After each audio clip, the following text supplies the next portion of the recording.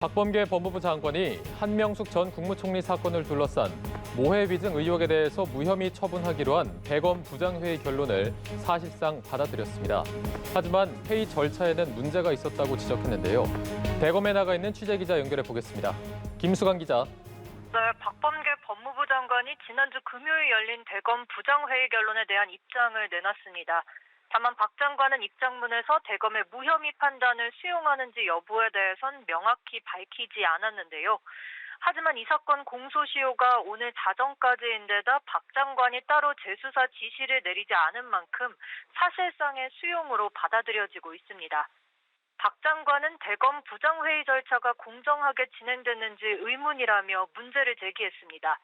특히 당시 대검 회의에 과거 수사팀에서 처음 재소자들을 수사한 검사가 참석해 의견을 개진한 부분을 두고 증언 연습을 시킨 의혹을 받는 검사가 사전 협의 없이 참석한 건 문제라고 지적했습니다.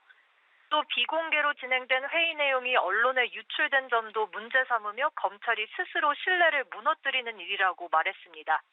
박 장관은 수사 지휘를 이행하는 과정에서 또다시 절차적 정의가 의심받게 돼 유감이라고 강조했습니다. 네, 박 장관은 고강도 합동 감찰도 예고했죠. 네, 박 장관은 당시 한명숙 사건 수사팀에 대해 법무부와 대검이 합동 감찰을 해나가겠다고 밝혔습니다. 합동 감찰은 당초 박 장관이 지난 17일 수사지휘권 발동 당시에도 발표한 내용입니다.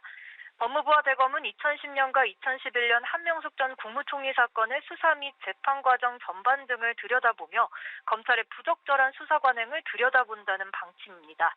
박 장관은 특히 검찰 측 증인의 과도한 반복 소환, 재소자에게 편의를 제공하며 정보원으로 활용하는 일, 기록 없는 조사 등을 문제로 꼽았습니다.